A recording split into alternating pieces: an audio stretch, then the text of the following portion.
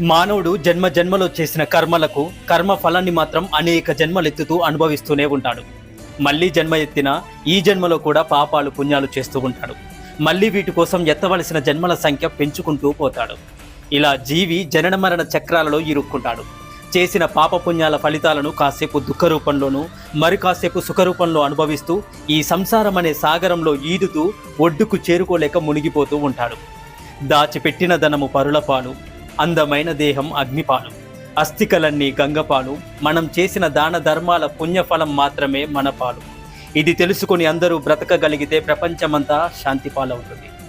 అన్నింటినీ తట్టుకోవడమే కాదు, కొన్ని వ్యామోహాల నుంచి తప్పుకోవడం నేర్చుకున్నప్పుడే మన జీవితం చాలా సంతోషంగా ఉంటుంది. ఒక పుష్పాన్ని ప్రేమిస్తే దానిని చెట్టు నుంచి త్రుంచకూడదు. దానిని త్రుంచితే అది వాడిపోతుంది. ఆ పుష్పంపై మనకున్న ప్రేమ వ్యర్థమైపోతుంది. దాని అందాన్ని ఆస్వాదించాలంటే అది ఆ చెట్టుకి